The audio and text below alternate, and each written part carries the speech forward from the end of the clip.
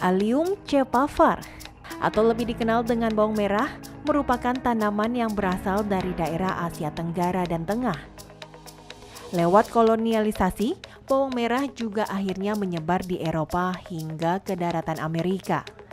Bawang merah adalah tanaman semusim yang berbentuk rumput dengan ciri morfologis merah dengan umbi berlapis dan berbatang pendek. Akarnya merupakan akar serabut yang menancap pada kedalaman 15 hingga 30 cm di bawah tanah. Tanaman ini sangat cocok dibudidayakan di daerah beriklim kering atau tropis dengan suhu antara 25 sampai 32 Celcius. Di Indonesia, bawang merah juga dipakai sebagai bumbu pelengkap dalam aneka ragam masakan. Campuran bawang merah dalam masakan memberikan rasa gurih dan aroma yang harum yang khas. Tetapi ada juga orang yang mengkonsumsi bawang merah secara langsung dalam keadaan mentah maupun matang. Nah, mengkonsumsi bawang merah diklaim bisa memberikan manfaat kesehatan bagi tubuh kita. Kandungan nutrisinya yang beragam membuat bawang merah populer di kalangan masyarakat, tidak hanya sebagai bumbu, tetapi juga sebagai obat. Kandungan vitaminnya terdiri dari vitamin B6, C, E, dan K. Selain vitamin, juga ada beragam mineral lainnya, seperti kalsium, magnesium, potasium, dan fosfor. Aneka vitamin dan mineral tersebut cukup membuat bawang merah populer.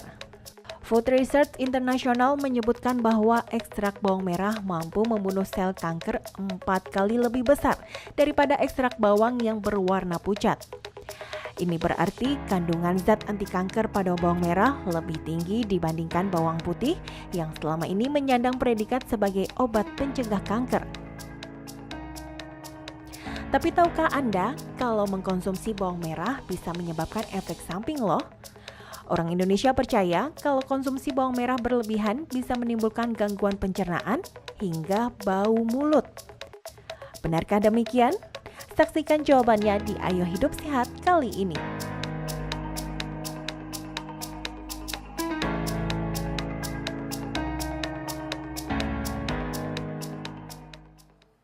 Beh, itu kan bawang merah masa dikemilin gitu ya? Enak, ini gurih. Ih, nanti bawa mulut sama bawa badan. Tapi kalau di TV mah nggak kelihatan sih, yang penting cakep aja udah cukup. Nggak ada baunya. Nah tapi tau nggak, hari ini pas banget karena aku lagi pakai baju merah. Jadi kita mau bahas mengenai bawang merah. Aku juga lagi pakai baju putih. Jadi bawang putih. Iya. Nah, biasa sih yang baik yang bawang merah bawang putih ya. Ya udah, oke deh. Langsung aja kita panggil narasumber kita hari ini, Dr. Tulus Satriasi, spesialis farmakologi klinik.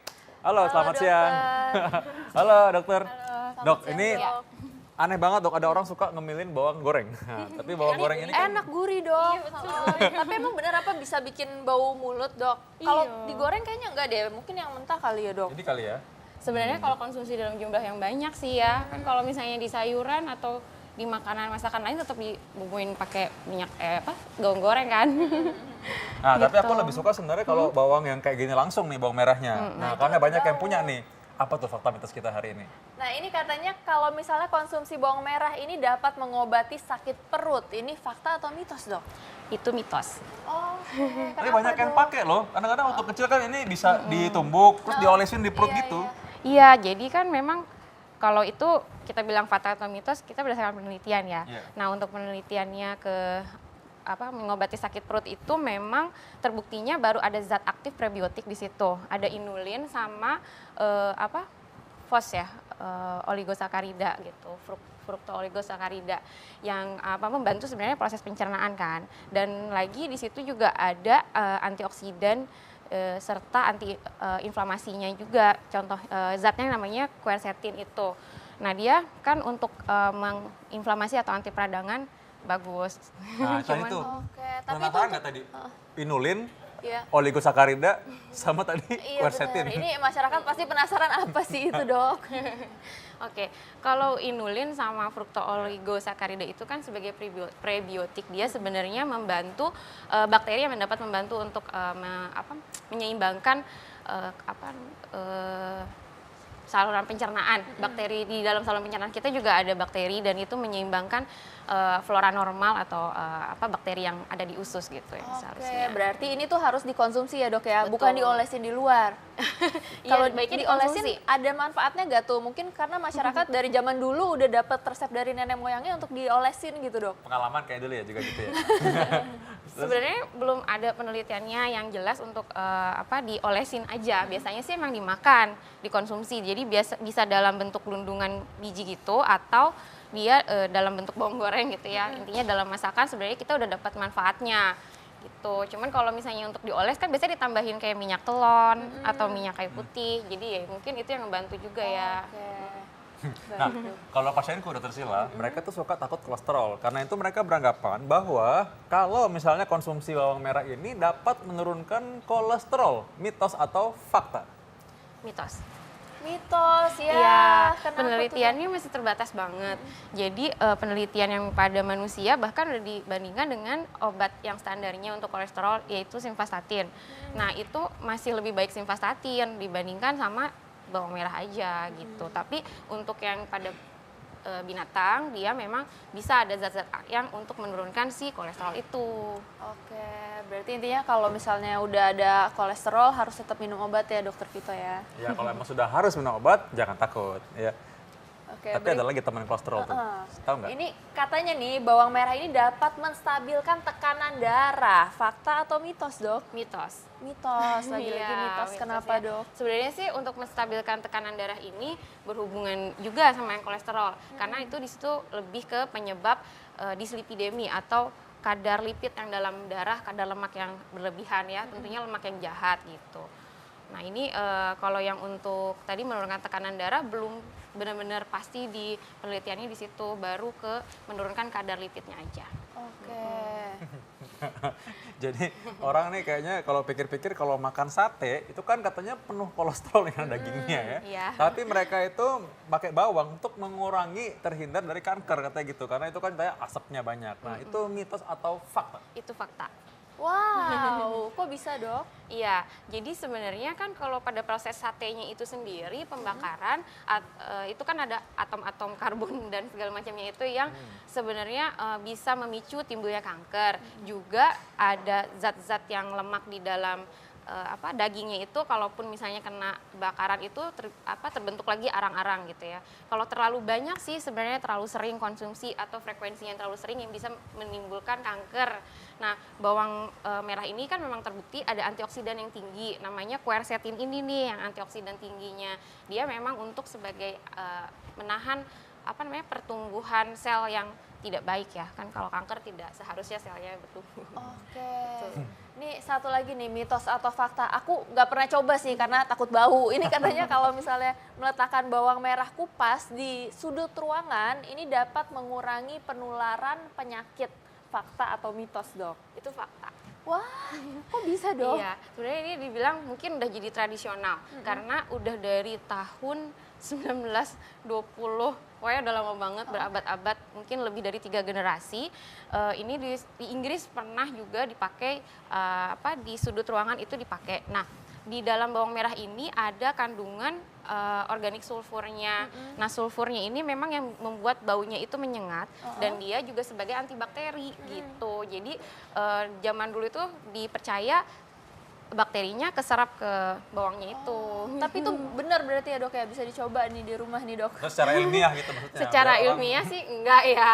Itu tapi maksudnya itu kan karena sudah dipakai secara turun-menurun, secara tradisi dan sudah terbukti secara empiris atau pengalaman dia memang bisa gitu untuk naruh di situ terus itunya tadi sih si organik sulfurnya karena kuat banget. Oke. Ya. Nah ini yang berkaitan nih tadi ya, katanya bawang merah ini untuk menjaga kesehatan. Nah tapi jangan jawab dulu ya, nanti setelah ini kita akan Iya. lihat bener gak ya, jangan kemana-mana, tetap dalam acara Ayo Hidup Sehat.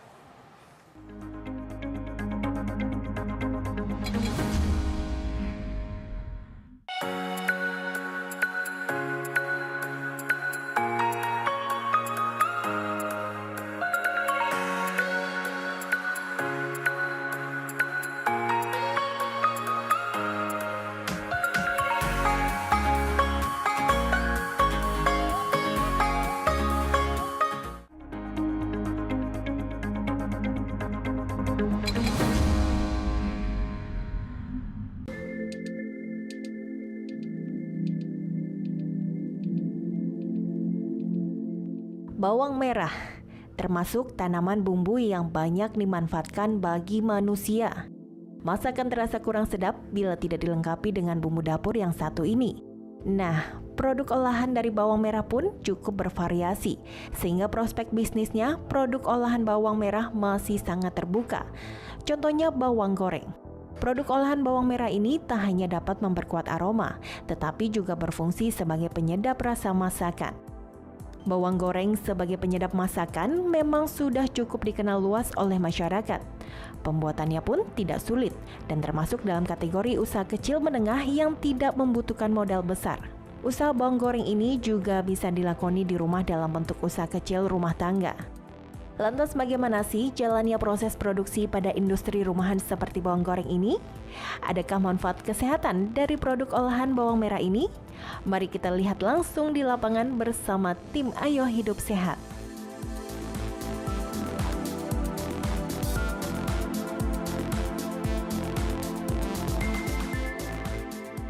Pemirsa Hidup Sehat, siapa dari Anda yang suka nyemilin bawang goreng seperti saya nih pemirsa? Memang bawang goreng ini selalu ada di hampir setiap masakan di Indonesia ya, karena kurang enak rasanya, kurang sedap kalau tanpa bawang goreng. Seperti ini, apalagi kalau bawang gorengnya renyah sekali, garing, dan juga yang saya makan ini pemirsa, ini ada rasanya. Nah, ini bawang goreng rasa balado. Nah, ada bunyi ya, kres-kres gitu. Nah, percaya atau tidak bahwa bawang goreng yang serenyah ini itu dikerjakan di industri rumah tangga? Nggak percaya dan mau tahu bagaimana cara bikinnya? Saya sekarang sudah bersama dengan dua orang ibu di sini ya, yang akan memberikan pengetahuan kepada kita seperti apa membuat bawang goreng yang renyah ya. Sudah bersama Ibu Ivon ya Bu ya, dan juga Ibu siapa Bu? Ibu Lulu. Oke, Bu Ivoni dan Bu Lulu, ini apa aja sih bahan-bahannya untuk membuat bawang goreng renyah? Apa aja nih Bu bahan-bahannya? Bahan-bahannya bawang merah. Terus apa lagi Bu? Terus kita pakai tepung terigu. Kemudian untuk rasanya kita pakai 5 rasa. Ada jagung bakar, keju, sapi panggang, balado, dan ayam bakar. Nah, kita mulai prosesnya Kita bisa mulai ya? prosesnya. Oke, nah ini pemirsa sudah dikupas nih bawangnya yang tadi ya masih utuh, kemudian sudah dikupas. Sekarang ini Bu Lulu dan Ibu Ivoni lagi iris-iris bawang. Biasanya kalau sehari itu bisa memproduksi berapa bungkus? Omsetnya menjanjikan nggak sih Bu? Ya, Alhamdulillah ya. Berapa aja sih terima, alhamdulillah. Oke, biasanya kalau dalam 1 kilo itu Iya. menghasilkan berapa bungkus? Kurang lebihnya 10 bungkus. Sekarang langkah selanjutnya setelah diiris, dimasukin ke dalam tepung supaya renyah ya. Ini diaduk-aduk dulu sampai tepungnya lengket di bawangnya semua. Nanti setelah ini apa Bu? Goreng. Digoreng ya. Nah, ini boleh langsung semuanya sekaligus. Sebaiknya sih jangan. Oh, sebaiknya jangan. Terigunya masuk semua. Kalau proses penggorengan ini biasanya makan waktu berapa lama Bu? 10 menit, 15 menit. Kalau warnanya udah agak coklat, sedikit kuning mengarah ke coklat ya, Iya. udah boleh diangkat ya berarti ya. Iya. Daripada nanti kelamaan di penggorengan malah jadi gosong dan rasanya juga jadi nggak enak ya. Nah, ini saya cicipin dulu ya Ibu ya. Nggak sabar baunya soalnya seger. ini baunya udah enak banget pemirsa nih. Bawang goreng original ya Bu, belum Original. ditambahin apa-apa.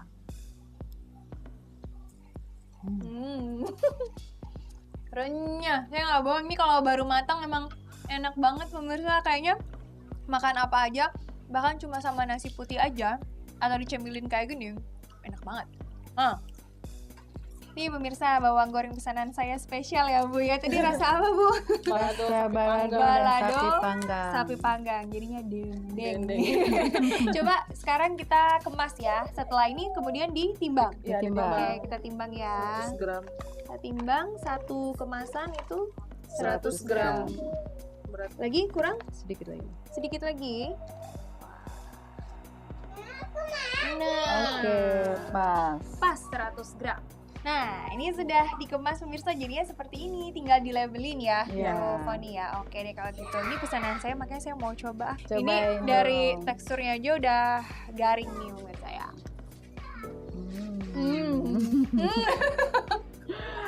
Enak Bener deh, ini kayak Pakai bukan nasi bawang enak ya. goreng.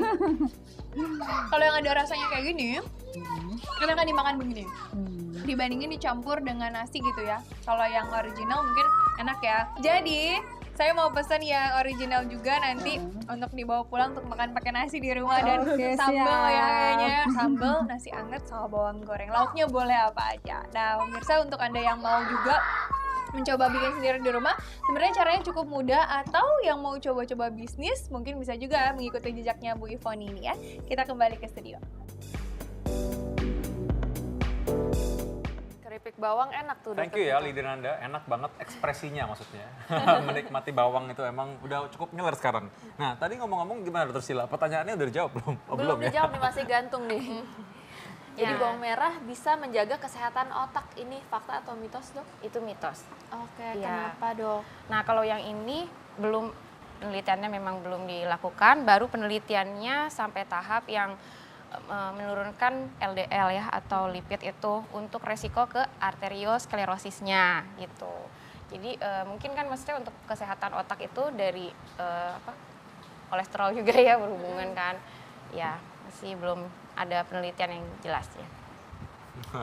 Nah itu berikutnya nih, sebelum kita fakta atau mitos berikutnya nih, coba secara singkat aja nih, daun bawang ada gunanya nggak nih?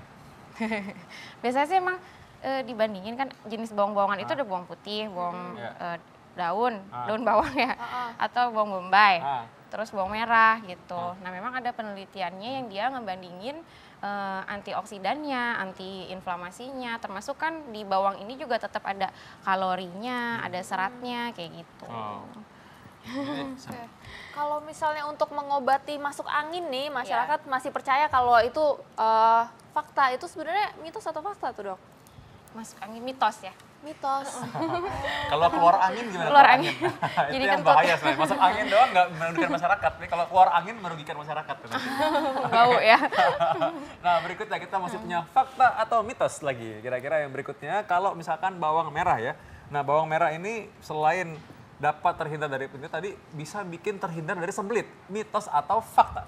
Fakta. Itu Fakta. fakta, iya. Nah gimana caranya supaya bisa terhindar dari sembelit tuh? Iya, soalnya dalam satu siung bawang ini dia sudah ada seratnya juga. Bahkan penelitian ini kan udah dikulitin nih kulit bawangnya. Sekarang itu lagi dikembangkan supaya kulitnya juga nggak usah dibuang, cuman dicuci, terus udah gitu nanti dimakan. Oh jadi kulitnya juga dimakan? Iya. Gimana rasanya tuh, Dok? Berarti Coba aja coba. Dibersihin dulu ya. Jangan makan sekarang. Gitu. Jadi ini tinggi serat pangannya dan sebenarnya antioksidannya di dalam kulit bawang ini juga lebih tinggi. Gitu. Oke, sebanyak apa nih, Dok? Tapi kalau untuk menghindari sembelit sendiri?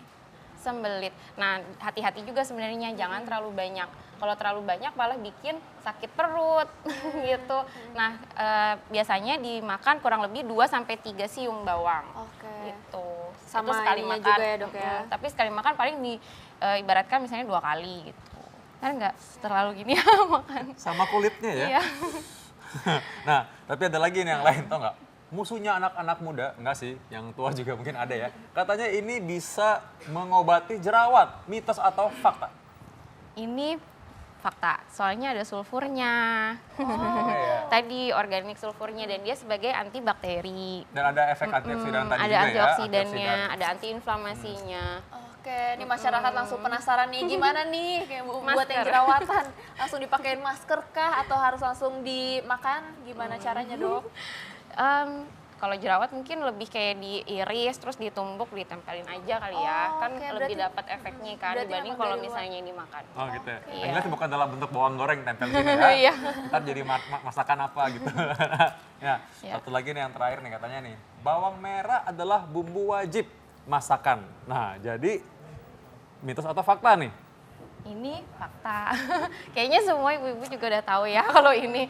Karena kan emang ini itu penyedap. Sekarang kita tanpa MSG pun sebenarnya bisa diganti dengan bawang merah dan bawang Dari putih. pengganti MSG ya. Betul. Oh, jadi Dia dia memberikan udah rasa. wangi. Rasanya Betul. alami lagi ya. Rasanya alami. Tapi ini, Dok, kan kadang-kadang nih kalau misalnya dijual di pasar, ini kan tadi dokter bilang kalau bawang merah ini gampang untuk menyerap bakteri ya, Dok, Iya. ya. Nah ini berarti kalau misalnya baru dibeli itu berapa lama harus langsung dimasak dan langsung dihabiskan gitu dok supaya tidak kita Bakterinya nggak ngumpul semua. bakteri gitu. Sebenarnya kalau yang untuk bakteri dalam bentuk seperti ini, jadi udah dikupas nih si kulitnya, terus ditaruh biasanya di dalam mangkok kan, terus udah gitu ditaruh di sudut ruangan. Itu yang sebenarnya tradisinya udah zaman-zaman dulu, bahkan zaman Firaun kalau yang saya baca itu. Nah ini semalaman biasanya sih dipakai, jadi nggak yang batasan jamnya memang belum jelas. Oke, Iya. tapi kalau misalnya untuk kita konsumsi dari pasar berarti masih aman ya dok ya? Masih dalam bentuk ada kulitnya. Oke. Nah, tahu nggak nih salah satu bumbu masakan ini membuat dulu mungkin orang-orang banyak pengen datang ke tanah kita untuk bisa beli ini nih. Terima kasih dokter. Iya, sama-sama. Terus sudah kasih kesempatan dan saya juga akan mau kasih lihat ke pemirsa semua. Ini mungkin daerah-daerah yang menghasilkan bawang merah. Di mana aja? Coba lihat berikut ini.